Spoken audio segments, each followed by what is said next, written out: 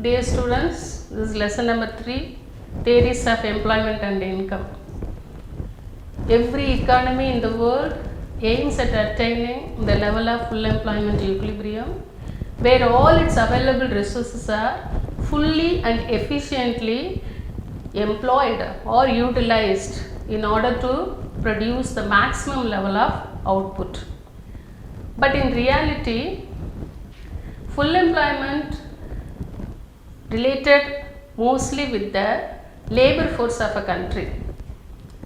Full employment, when we speak of it, we relate it to the labor force of a particular country. So full employment is a situation where all able-bodied person, those who are willing to work, find a job at the prevailing wage rate. So what is the opposite of it? Unemployment.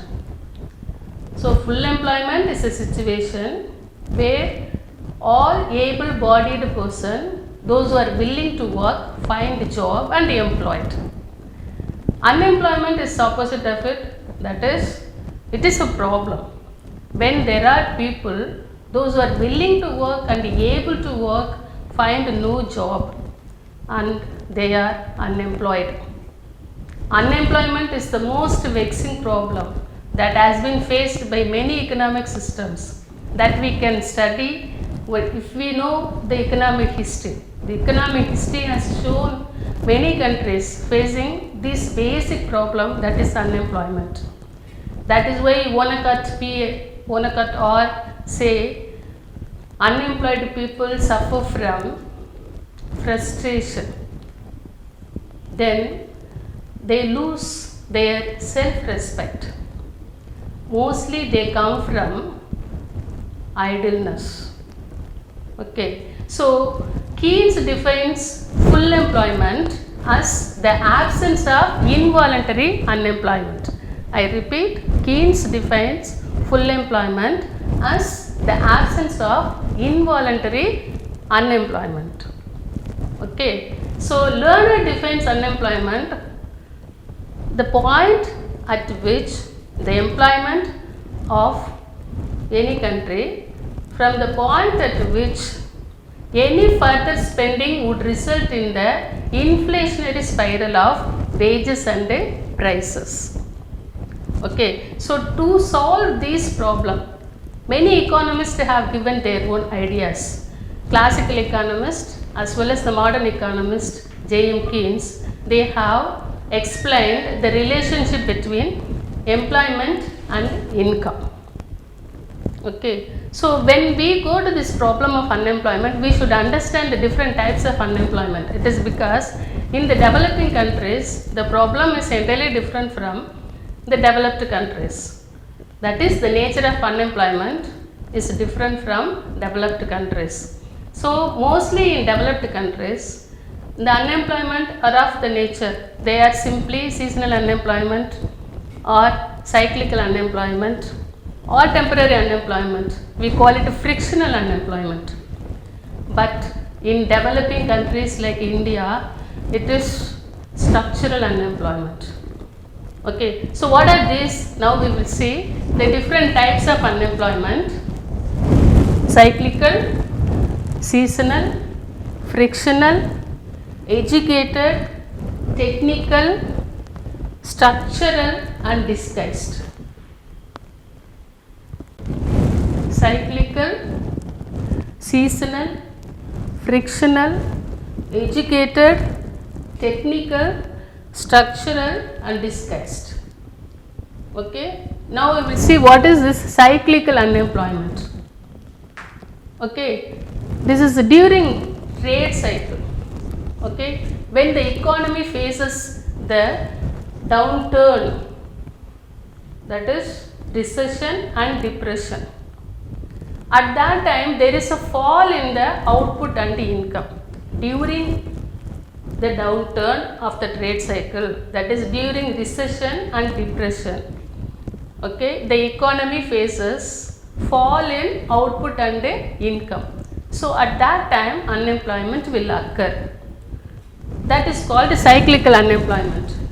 So mostly this type of unemployment occurs due to deficiency of effective demand, and public investment has to be made by the government in order to give employment opportunities to the people. That is the solution for it, for cyclical unemployment. Okay, during trade cycle only this type of unemployment occurs. Okay, second type is seasonal unemployment. Seasonal unemployment occurs only during some season only. For example, agricultural and agro-based industries like sugar.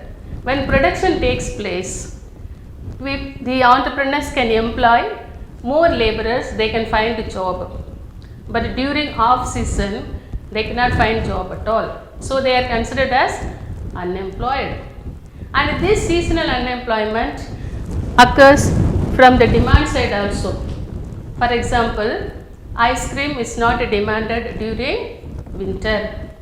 Okay, these type of industries, those who are employed in these type of industries will find no job at that time.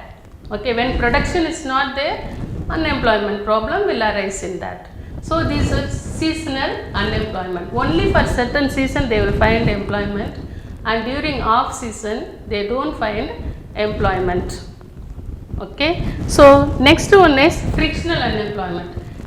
We can say this frictional unemployment as a temporary unemployment. It is because frictional unemployment occurs when there is imbalance between demand for labor and the supply of labor.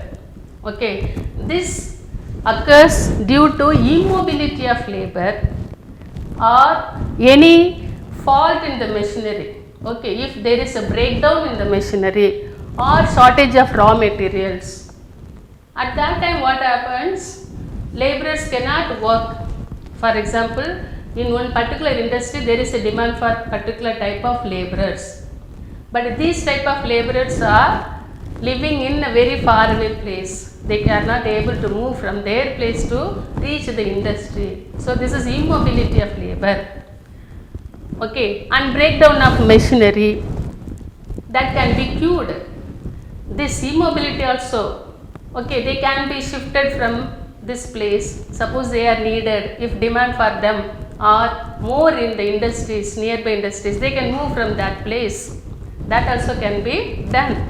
And then shortage of raw materials, entrepreneurs can find where the raw material is available, they can buy. Okay, this employment is called temporary because this can be rectified in a short period. Okay, immobility of labor, these are all problems can be solved very easily. Okay, so we call it temporary unemployment. And then this is educated unemployment, and most of the educated people are underemployed or unemployed. Underemployed in the sense, to their qualification they don't find job. Okay, so you might have seen people working below their qualification. Okay, their job nature is not equivalent to their qualification that they have achieved.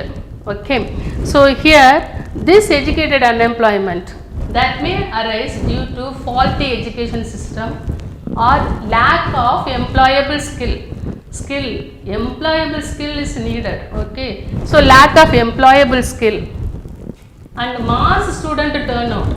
All of a sudden, from particular graduation, what happened? Many students going for engineering is an example. Okay, many engineers come out. That is mass student turnout. They don't find job. Okay, and then white collar job, preference of white collar job. Most of the students like to have white collar job. They don't want to strain themselves and find the job. So due to these reasons, this educated unemployment arises. All educated people like to have white collar job. Okay, but many other every jobs are available in the economy. Okay, next is technical unemployment. So due to modern technology, okay, so capital intensive technology can be adapted by the entrepreneur. Okay, you know labor intensive technology and the capital intensive technology. Under capital intensive technology, more capital has to be installed by this more machinery has to be installed, modern machinery has to be installed, modern techniques have to be followed. Okay, so at that time laborers are replaced. Okay, for want of new technology, what happen? Laborers are replaced, they lose their job. Okay, so this invention and innovation, you know the difference between invention and innovation. Innovation is that applying new techniques in order to sell their commodities, more commodities. So all the time entrepreneur wants to keep the consumer in his hand, okay, so that his commodities can be sold out. So he applies many innovative methods in order to sell more commodities. So invention and innovation lead to new technology. So what happened? The existing laborers are retrenched. Existing laborers are retrenched.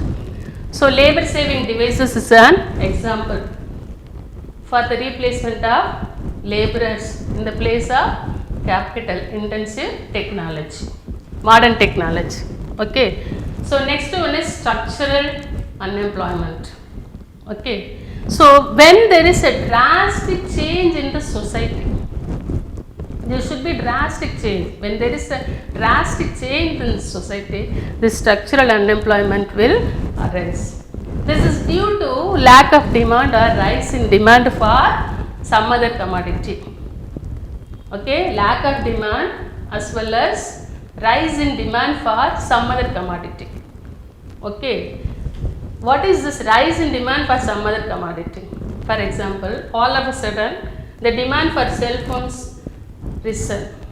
What happened? Then the demand for cameras and tape recorders, they fall.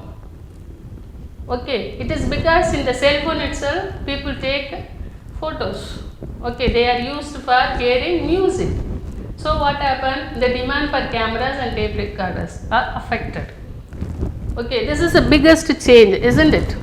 Yes or no? Yes. So this results from massive and deep rooted changes in the economic system, the structural unemployment. Okay, so this results from massive and deep rooted changes in the economic system. So next is a displaced unemployment. When more number of laborers are employed in one particular production, when they are not at all needed in there, that means they are not going to increase the production level. That is, their marginal productivity is less or nil. It is negative also. Okay, suppose in one particular place there are 10 people are needed. Okay, if 15 people are employed, these extra 5 people are not going to increase the production. They are considered as disguisedly unemployed over there. These are the types of unemployment. Thank you, students.